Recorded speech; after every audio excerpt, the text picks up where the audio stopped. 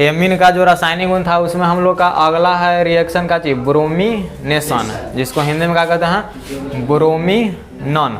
देखो ये सब जो रिएक्शन पढ़ेंगे ना सब एरोमेटिक एमीन में होगा। किस में होगा? एरोमेटिक एमीन में।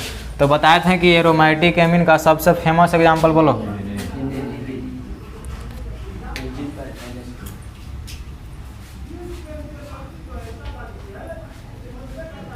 यही ना है जी, एक अच्छी है बोलो एनिलीन।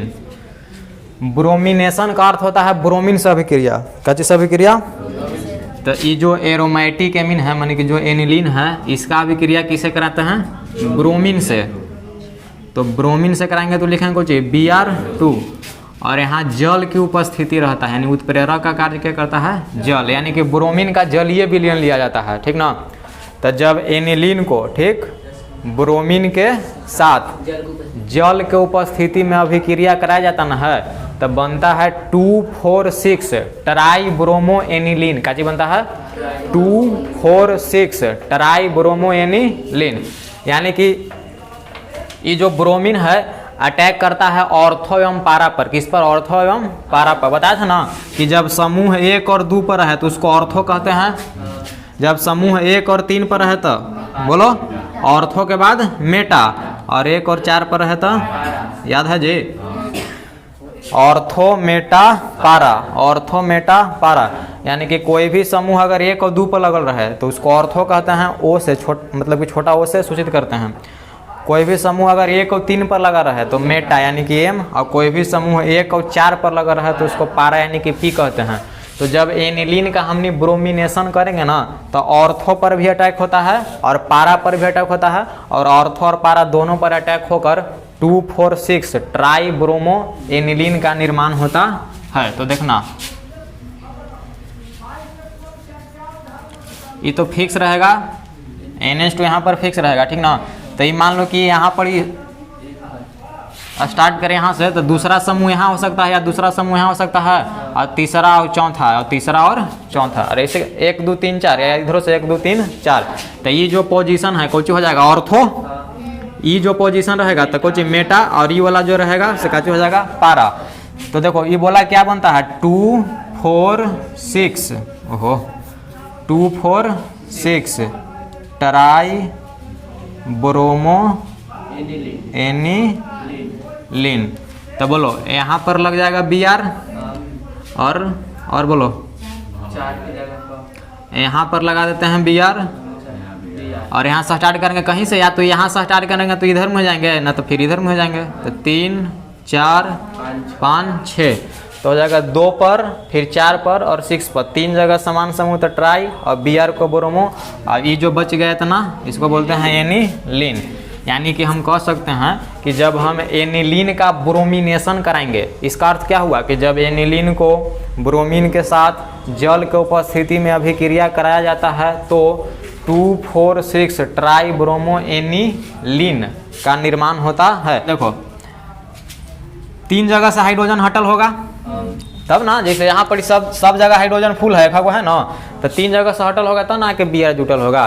तो 3 जगह से हाइड्रोजन हटल है यहाँ से Br, तो HBr बाहर हो जाएगा। अरे बाहर हो जाएगा कि ना, तो यहाँ क्या करते हैं 3 से गुना कर देते हैं। कैसे? 3 से, और फिर यहाँ भी कर देते हैं कैसे गुना 3 से। तो 3 गो Br और 1 2 3 3 3 6 गो, और इधर भी 3 दूनी 6 गो, यानी कि रिएक्शन क्या हो गया? संतुलित हो गया। अगला हम लोग का रिएक्शन है काचे सल्फोनेशन। हिंदी में क्या बोलेंगे? सल्फोनीकरण। यानी कि इसमें क्या होगा ना कि एरोमेटिक एमीन का अभिक्रिया सल्फ्यूरिक अम्ल से कराना है। किससे कराना है? सल्फ्यूरिक अम्ल से। और सांद्र सल्फ्यूरिक अम्ल, सांद्र मैंने कुछ गाढ़ा, सांद्र मैंने कुछ गाढ़ा, यानी अम्ल की मात्रा ज़्यादा रहेगा और पानी की मात्रा कम रहेगा, तो उसको क्या बोलेंगे? सांद्र अम्ल बोलेंगे। तो देखो जी यहाँ पर ले लेते हैं एनिलीन, NH2 क्या है बोलो? एनिलीन। यानी कि बेंजीन में कहीं एक जगह NH2 लगा देंगे तो उसको क्या बोलते हैं? एनिलीन। जब इसका सल्फोनेशन कराएंगे ना तो इसका अभिक्रिया कराना है सांद्र सल्फ्यूरिक अम्ल के साथ, यानी कि H2SO4 लिख सकते हैं, ठीक ना। अब ध्यान देना, जब सांद्र सल्फ्यूरिक अम्ल के साथ अभिक्रिया कराते ना तो ये जो एनिलीन है से एकरा में से H+ लेता है, H+ अपना पास ले जाता है। तो देखो कैसा रहेगा, बताए थे ऐसा रिएक्शन इससे पहले भी। यहाँ NH2 है ना, एक में CH प्लस गया तो यहाँ बन जाएगा NH3, अरे होगा ऐसा NH3, इस पर पॉजिटिव चार्ज आ जाएगा, ठीक। और यहाँ पर क्या बच गया, जैसे इसको हम ऐसे लिख सकते थे ना, देखो तो H2SO4, तो ये वाला गया है इसके पास, और ये वाला ये पॉजिटिव वाला, और इस सटा के लिख देंगे नेगेटिव वाला, यानी कि यहीं पर ऐसे लिख देंगे HSO4 पर ऐसा नेगेटिव, ठीक ना। तो इसका नाम पता है क्या होगा, इसको क्या बोलेंगे, देखो बताए थे ना, इतना को बोलेंगे एनिलीनियम, क्या बोलेंगे एनिलीनियम, और इसको बोल देंगे हाइड्रोजन सल्फेट या बाई सल्फेट भी बोल सकते हैं। ये जो HSO4 नजर आ रहा ना है, तो इसको हाइड्रोजन सल्फेट भी बोल सकते हैं ना, तो फिर कुछ बाई सल्फेट, तो बात एक है, इसको हटा देते हैं, तो इसका नाम हो जाएगा एनिलीनियम, एनिलीनियम, या हाइड्रोजन लिख देते हैं तो दुख, हाइड्रोजन सल्फेट, ये हो गया।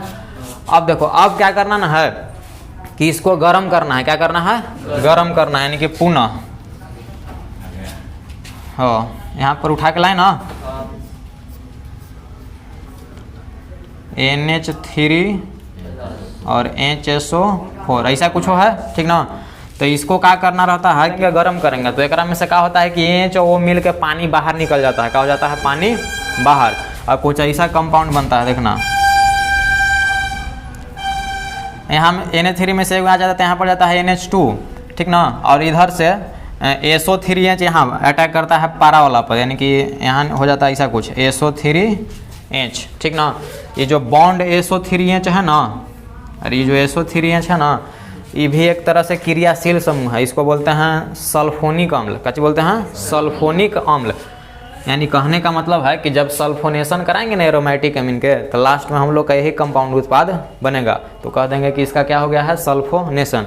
अब देखो जी इसका नेम क्या होगा, तो देखो जी ध्यान से सुनना, अगर देखा जाए तो बेंजीन से एक जगह SO3H जुटल है और एक जगह कुछ NH2, तो हम बताए थे कि दोनों क्रियाशील समूह एक तरह से ना है, और ये वाला एमीन का क्रियाशील समूह है और ये है कुछ सल्फोनिक एसिड का क्रियाशील समूह है। लेकिन ये दोनों में मेन यानी प्रधान प्रिंसिपल इसको माना जाता है, प्रिंसिपल FG मैंने प्रधान क्रियाशील समूह इसको न मान के किसको माना जाता है, इसको। और जब इसको प्रधान क्रियाशील समूह मान लेंगे ना, तो फिर ये कुछ परफिक्स का काम करने लग जाएगा, साइड चेन का काम करने लग जाएगा, समझ में आ रहा है। तो इसको तो हम मेन मान लिए, ठीक ना, तो ये है ये नहीं है अभी, मान लो, ठीक। अब सुनो, अगर देखा जाए तो यहाँ ये मेन है, तो यहाँ से क्या करते हैं 1 2 3 4, तो समूह 1 और 4 पर जुड़ल है, और 1 और 4 पर जुड़ल है ना, तो हम इसको क्या लिख सकते हैं, 1 और 2 पर ऑर्थो, 1 3 मेटा, 1 और 4 पारा, यानी कि P लिख सकते हैं। अब देखो तो ये तो हमने का परफिक्स है, तो एमीन जो होता है सफिक्स नेम है, एमीन का सफिक्स एमीन होता है, लेकिन परफिक्स होता है एमिनो। फिर से एमीन का सफिक्स एमीन ही होता है, लेकिन परफिक्स उसका हो जाता है एमिनो।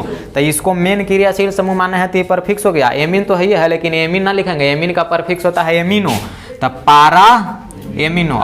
तो पारा एमिनो इसलिए लिखे ना कि समूह 1 और 4 पर आ रहा है, तो पारा एमिनो। अब देखो तो एक अर्थ हुआ कि 4 पर था, मैंने 1 और 4 पर, तो पारा एमिनो, इतना काम खत्म। अब इतना को बोलेंगे पता है कुछ, और बोलो इतना को बोलेंगे benzene sulphonic acid, benzene sulphonic acid. तो यहाँ लिख देते हैं बेंजीन सल्फोनिक एसिड, एसिड माने अम्ल, यही हो गया एरोमेटिक एमीन का सल्फो। देखो अगला हम लोग का रिएक्शन है कुछ नाइट्रेशन, जिसको हिंदी में क्या कहेंगे, नाइट्रीकरण। नाइट्रीकरण का अर्थ है कि किसी पदार्थ का नाइट्रिक अम्ल से अभिक्रिया। तो यहाँ पर हम लोग का एनिलीन था, एरोमेटिक एमीन था, सांद्र नाइट्रिक अम्ल के साथ अभिक्रिया कराएंगे सांद्र सल्फ्यूरिक अम्ल के उपस्थिति में। तो इसमें क्या होता ना है कि ऑर्थो, मेटा तथा पारा, 1 और 2 पर समूह है तो ऑर्थो, 1 और 3 पर है तो मेटा, और 1 और 4 पर है तो पारा। तो ऑर्थो मेटा पारा नाइट्रो एनिलीन का निर्माण होता है, ऑर्थो मेटा पारा नाइट्रो एनिलीन का निर्माण होता है। जैसे इसका अगर नाम लिखना चाहें तो देखो 1 और 2 पर समूह है ना, अरे 1 और 2 पर समूह है तो ऑर्थो, और NO2 को काची बोलेंगे नाइट्रो। तो इतना काम खत्म। और ये जो बच गया इसको एनिलीन कहते हैं, एनिलीन। तो इसका नाम हो जाएगा ऑर्थो नाइट्रो एनिलीन, वैसे इसका हो जाएगा मेटा नाइट्रो एनिलीन, और वैसे इसका कुछ हो जाएगा पारा नाइट्रो एनिलीन।